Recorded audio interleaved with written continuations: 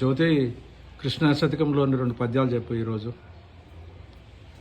ఇంకా 2 పద్యాలా? సరే. క్రూరాత్ముడ జామీలుడు నారాయణయనుచు ఆత్మనందున్ విలువన్ ఏ రీతిగా ఏలుకొంటివి ఏరి నీ సాటి వేల్పులెందున్ కృష్ణ.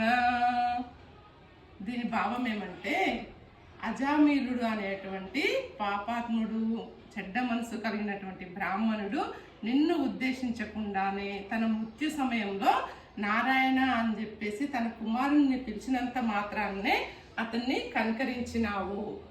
మరి ఏది నీకు ఇంతటి దయాగుణం కలిగినటువంటి భగవంతుడు ఎవ్వరూ కూడా నీకు సాటి లేరు అని చెప్పేసి ఈ పద్య భావం. ఇంకో పద్యం చెప్తా.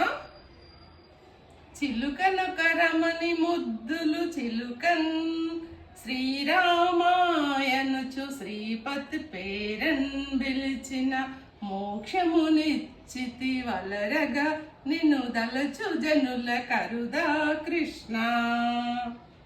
దీని భావం ఏమంటే, ఒక స్త్రీ తన పెంపుడు చిలుకను విష్ణుమూర్తి నామంతోని శ్రీరామ అని ఇష్టంగా పిలిచినంత మాత్రాన్నే ఆమెకు కూడా మోక్షాన్ని ఇచ్చినావు.